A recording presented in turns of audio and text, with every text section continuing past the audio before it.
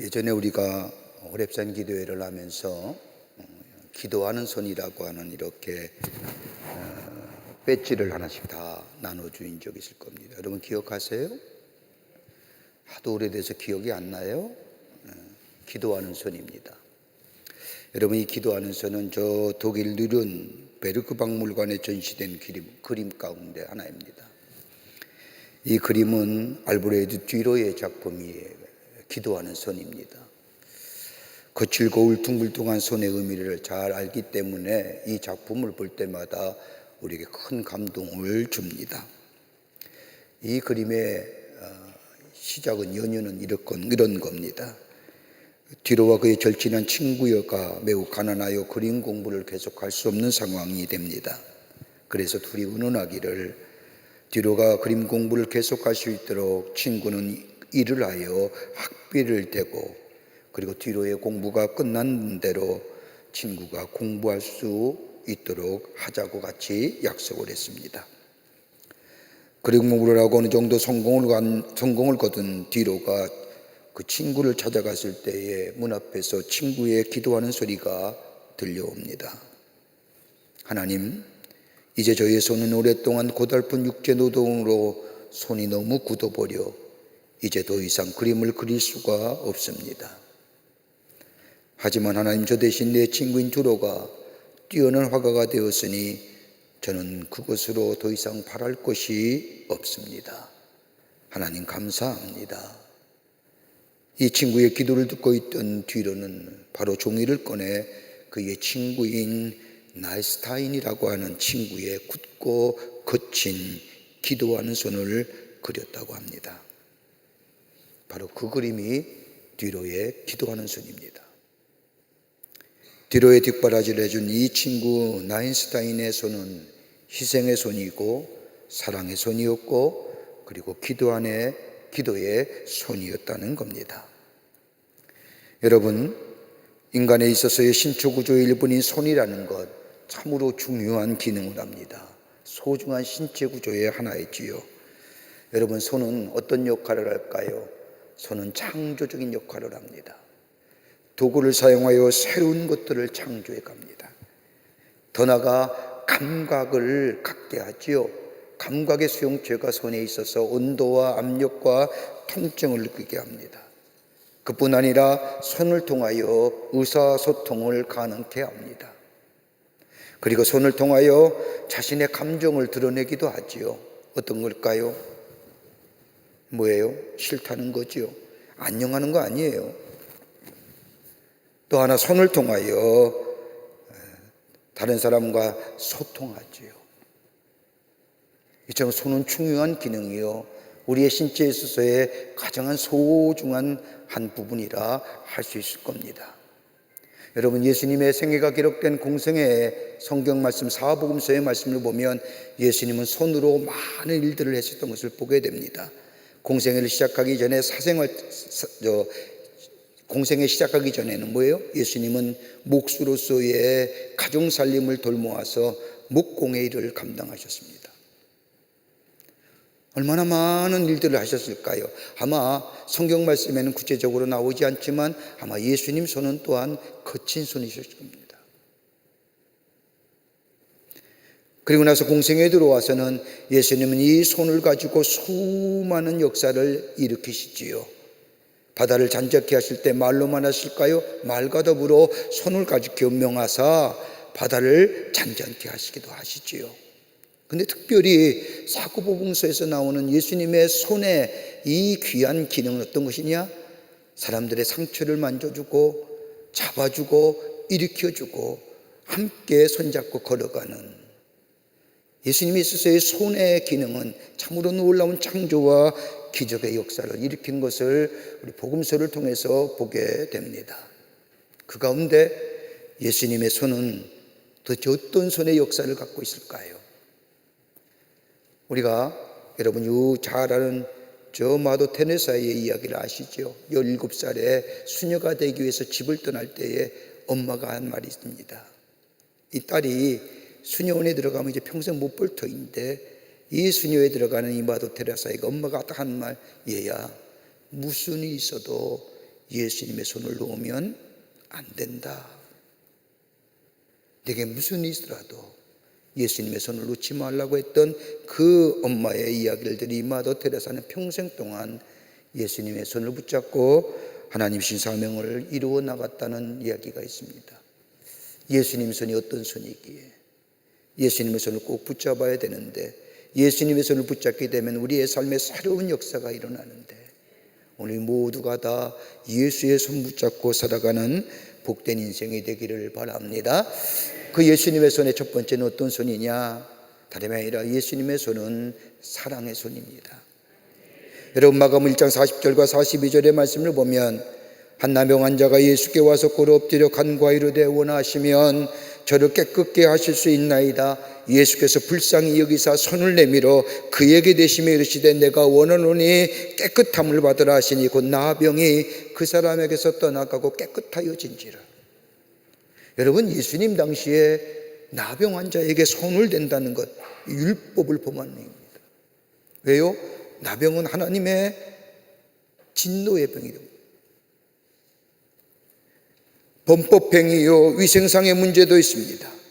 근데 마가복음 1장 40절과 42절의 말씀을 보면 예수님은 나병 환자의 몸에 손을 대실 때에 성경 말씀을 보면 뭐라고 얘기하느냐? 여기에 불쌍히 여기사, 다른 말로 말하면 긍휼히 여기사, 예수님의 손의 움직임은 다른 것이 아니라 그냥 무의식적으로 자동적으로 손을 움직이는 것이 아니라 예수님의 마음, 감정의 상태를 손으로 나타난 겁니다. 뭐요? 긍휼히 여기셨다는 겁니다. 불쌍히 여기셨다는 겁니다.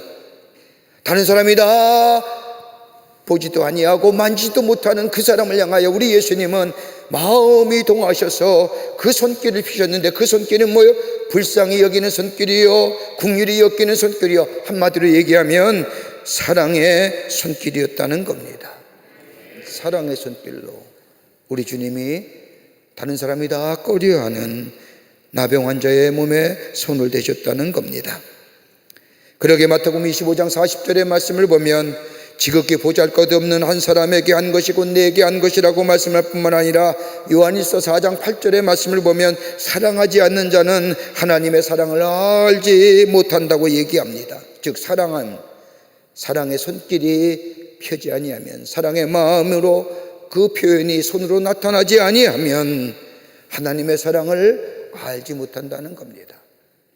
여러분, 독일의 윈칠 대학의 요하네스 로츠라고 하는 교수에 의하면 사람에게는 누구나 다 사랑이 있다는 겁니다. 에로스의 사랑입니다. 그리고 그 에로스의 사랑은 필로의 사랑으로 인해서 정화되어 가고, 이 필로의 사랑은 아가페의 사랑을 통하여 고양되어 간다는 겁니다. 자, 가만히 보십시오. 에로스의 사랑은 뭐예요? 철저하게 자기중심의 사랑입니다. 나밖에 모르는 사랑입니다. 그런데 이 아가페의 사랑, 이 에로스의 사랑이 좀 자라나서 다른 친구와 사람의 관계 속에서, 아니면 연인과의 관계 속에서, 여러분, 그 사랑이 뭐예요? 필로의 사랑으로 변화될 때에 그 사랑이 뭐예요? 새로운 변화가 일어나는데 구심이 원심으로 바뀌어지는 겁니다. 이것으로 끝나는 것이 아니라 이 필로의 사랑이 아가페의 사랑으로 고양되어질 때에, 다시 말하여 하나님의 사랑, 수직적인 사랑, 이 사랑이 우리 가운데 하나님이 우리를 사랑하는 것 같이 그 사랑이 우리 안에 있을 때에 그 사랑이 가장 고양되어져 가는 사랑이다. 그러기에 아가페의 사랑 없이는 필로의 사랑도, 필로적 사랑과 아가페의 사랑 없이는 에로스의 사랑도 병든 사랑이라는 겁니다. 그러기에 요한일서 4장 12절의 말씀을 보면 우리가 서로 사랑하면 하나님이 우리 가운데 계신다라고 하는 말씀처럼 사랑하는 손길, 우리 주님이 저 문둥병자, 저 누구도 꺼려하는, 아무도 거들떠보지 않는 문둥병자를 향하여 그 몸에 손을 대실 때에 불쌍히 여기시며 긍휼히 여기시며 그 사랑의 손길을 핀 것처럼, 오늘도 그 주님의 사랑을 내가, 그 사랑의 손길을 내 삶 속에 받아들이게 될 때에 우리는 새로운 회복과 더불어 치유의 역사가 일어나게 됩니다. 3세기 말에 로마의 발렌타인이라고 하는 수도사가 있었습니다. 여러분, 이 수도사는 어느 날 성경 읽다가 전도서 9장 10절의 말씀을 읽고 충격을 받습니다.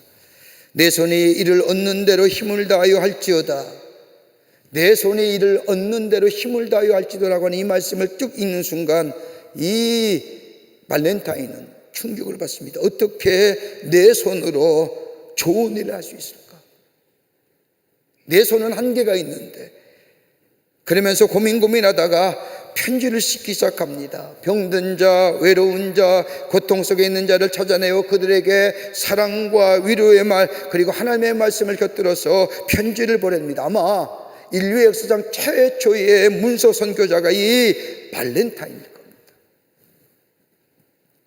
이 사람이 그 하나님의 말씀을 전하다가 순교하는데, 그 순교한 날을 기억해서 사람들이 뭐예요?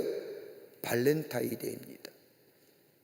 초콜릿 주는 날이 아니라, 연인에게 달콤하게 무슨 얘기하는 게 아니라 뭐예요? 사랑의 편지를 쓰는, 하나님의 말씀에 사랑의 편지를 쓰는 날에 사랑의 손길을 피는 것. 우리 주님이 우리에게 그 사랑의 손길이 우리 마음에 와 닿을 때에 우리의 상처가 치유되고 우리의 아픔이 치유될 뿐만 아니라 그 사랑받은 것을 다른 사람에게 그 손길을 피게 될 때에 거기에 새로운 치유와 회복의 역사가 일어나게 되는 줄 믿습니다.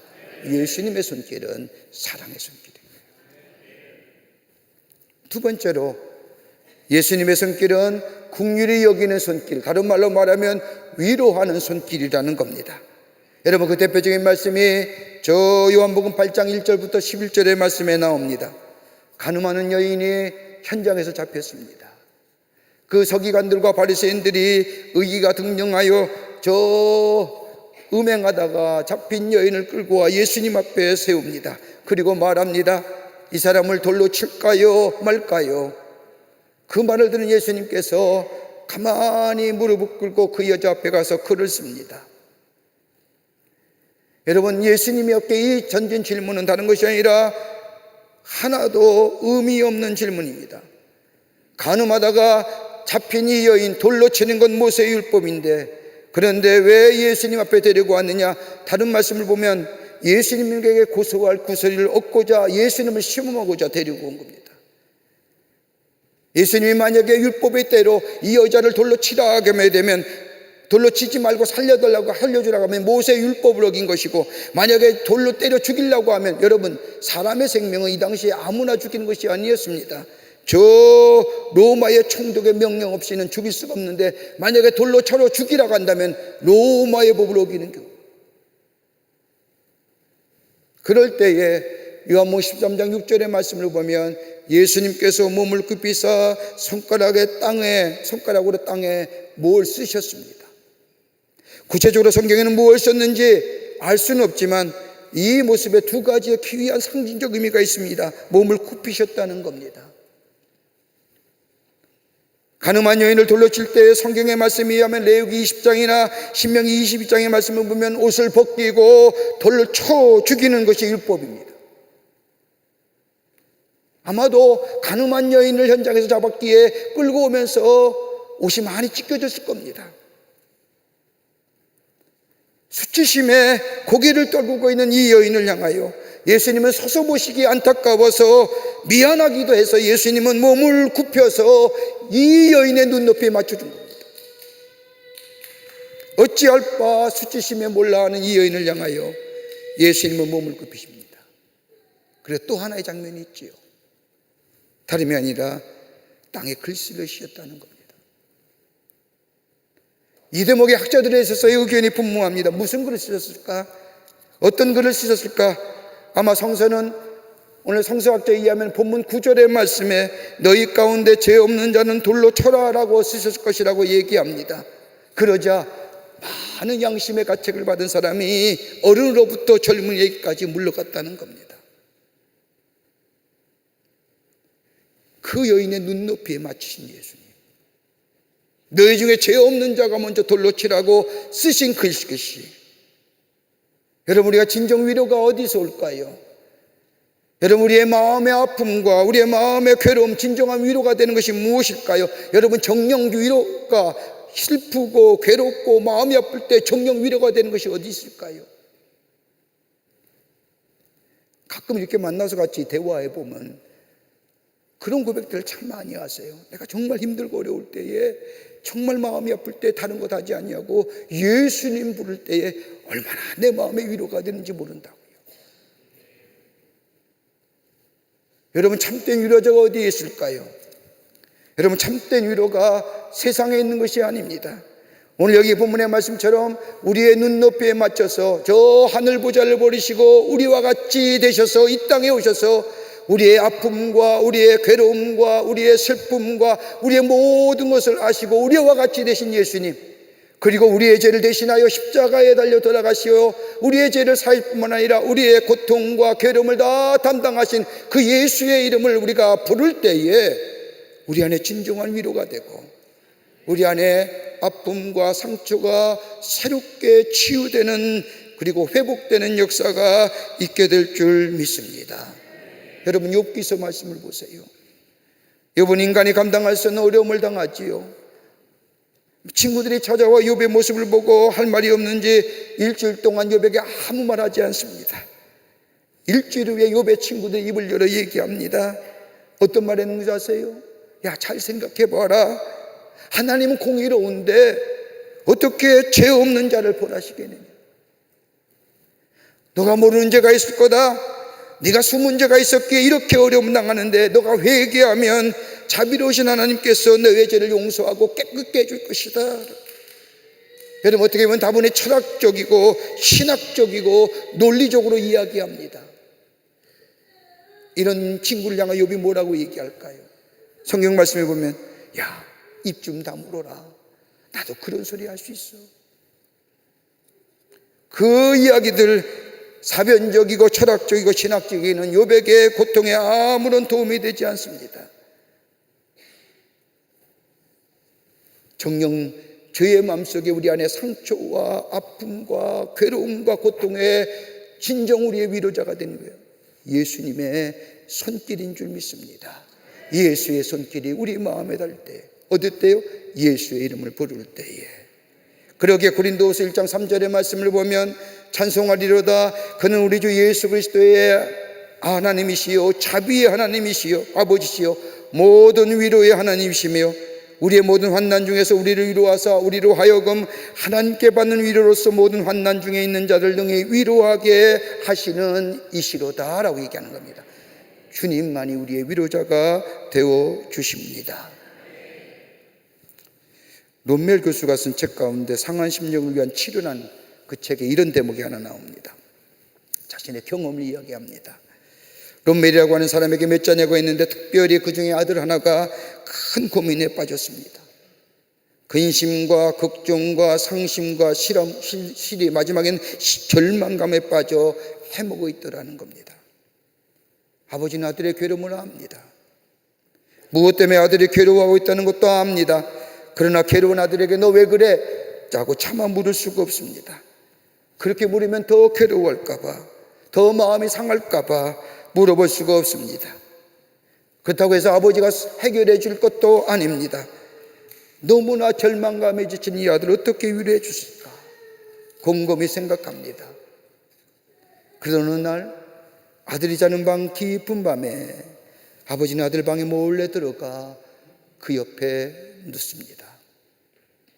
눈을 많이 뜨고 천장을 쳐다보면서 옆에 자고 있는 아들을 어떻게 위로할까 딱히 생각이 나지 않는 겁니다. 그래서 그냥 가만히 누웠다가 나왔습니다. 그 다음날 또 아들이 자는 방에 들어가 아들 옆에 가만히 누웠습니다. 아무 말도 하지 않고 그날 밤 뜯는 채로 아들 옆에서 그냥 있다가 나왔습니다. 아들은 아버지가 들어와 조용히 옆에 누워있는다는 것을 알고 있었습니다. 말은 없지만 아버지의 마음을 알 것 같습니다. 아버지가 나보다 더 괴로워한다는 사실을 아들은 알고 있었습니다. 그래서 그는 용기를 얻습니다. 나는 혼자가 아니구나. 내 마음, 내 중심을 이해하는 분이 계시는구나. 그렇게 생각한 아들은 거기서 용기를 얻고 마음의 절망감을 떨쳐버리고 일어나 새롭게 시작하였다는 겁니다. 여러분, 우리 주님이 그런 주님이 아닐까요? 오늘 여기 본문 말씀을 보세요. 가늠하다 현장에 잡힌 여인, 온통 둘러싸이는 것은 적대감의 군중물입니다. 누구 하나 도움 줄 일이 없습니다. 근데 우리 예수님이 아무 말 없으시 그 여인을 향하여 허리를 숙이시고 앉으셔서 부끄러움과 수치름에 떨고 있는 여인과 함께 눈높이를 맞추시며 땅에 글을 쓰시면서 저를 위로하신 예수님. 여러분, 예수님의 그 손은 위로하는 손길이요, 그 손길을 우리의 마음속에 와닿을 때에 우리는 새로운 치유와 회복의 역사를 경험하게 되는 줄 믿습니다. 끝으로 예수님의 손길은 겸손의 손길입니다. 오늘 읽은 본문 요한복음 13장 3절과 8절의 말씀을 보면 예수님께서 십자가의 사건을 앞에 두고 제자들과 함께 마지막 망찬을 하실 때에 예수님이 저녁 잡수던 자리에서 일어나 겉옷을 벗고 수건을 가져다 허리에 두시고 대야에 물을 떠서 제자들의 발을 씻기시고 그 들으신 수건으로 닦기를 시작합니다. 그때 시몬 베드로에게 이르시니 베드로가 말합니다. 주여, 주께서 내 발을 씻으시나이까? 예수께서 대답하여 이르시되 내가 하는 것을 내가 지금 알지 못하나 이후에 알리라. 베드로가 이르되 내 발을 절대로 씻지 못하시리이다. 예수께서 대답하여 시되 내가 너를 씻어주지 아니하면 내가 나와 상관이 없느니라라고 하십니다.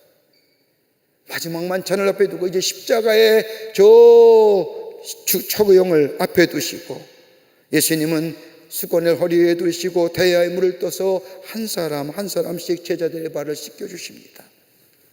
여러분, 예수님의 제자가 12명입니다. 발이 몇 개예요? 24개예요. 여러분, 24개의 발을 씻는 게 쉬울까요? 12명의 제자의 발을 다 씻으시는 예수님, 마지막까지 낮아주시는 예수님. 여러분, 우리들 자신을 낮춘다는 것은 흔히들 사람들은 타협이나 비굴함으로 생각합니다. 여러분, 겸손은 비굴함과 타협이 아닙니다. 겸손한 마음은 깨끗한 마음이요, 단순한 마음입니다. 예수님은 깨끗한 마음으로, 단순한 마음으로 제자들의 발을 씻습니다. 그러게 성경 말씀을 보십시오. 빌립보서 2장 5절의 말씀을 보면 너희 안에 이 마음을 품으라고 얘기합니다. 곧 그리스도 예수의 마음이니. 여러분, 겸손한 마음을 품으라는 겁니다. 여러분, 겸손하이라는 것은 헬라어로 타이페이노스라고 얘기하는데 낮은 곳, 비어있는 곳. 예수님이 낮은 곳으로 오셔서 우리와 같이 되셨고 우리와 함께 계셨고 또 우리를 위하여 십자가에 달려 들어가신 그 예수님의 겸손의 모습, 예수님의 손길이 우리 안에 닿을 때에 우리 안에 새로운 하나님의 회복의 역사가 나타나게 됩니다. 그러기에 예수예요.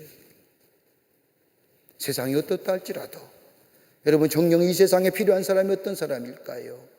여러분, 치유와 회복의 역사에 온전한 하나님의 사람, 어떻게 우리 안에 치유와 회복의 역사를 누릴 수 있을까요? 다름이 아니라 예수의 손길이 우리 안에 닿게 될 때에 우리를 위로하시는 예수 그리스도, 우리에게 힘을 더하여 주시는 예수 그리스도, 우리를 위로하시는 예수 그리스도, 겸손의 모습을 통하여 우리에게 그 모를 보여주신 그 예수의 손길이 우리 안에 있게 될 때에 우리 안에 새로운 회복과 치유의 역사가 일어날 뿐만 아니라 하나님의 사람으로 온전케 되는 역사, 그리고 주와 함께 늘 동행하며 하나님의 은혜 안에서 기쁨과 감사가 넘쳐나는 하나님의 백성의 삶으로 살아가게 될 줄 믿습니다. 이 예수의 손 붙잡고 살아가셔서 늘 매일매일 주 안에서 온전케 되는 회복의 역사를 경험하는 여러분과 저와 되시기를 주의 이름으로 축원합니다. 하나님 감사합니다. 저희들의 삶 속에 늘 동행해 주시고 저희의 아버지 하나님이여, 아픈 마음, 괴로운 마음, 상처난 마음 주님이 만져주셔서 온전케 됨과 회복의 역사를 매일매일 경험하게 하심에 감사합니다. 예수의 손 꼭 붙잡고 주님과 늘 동행하며 주님의 인도하심 받아 매일매일 승리하는 하나님의 백성의 삶으로 삼아 주시옵소서. 주님이 늘 우리와 동행하여 주실 줄 믿으며 예수님의 이름으로 기도하옵나이다. 아멘.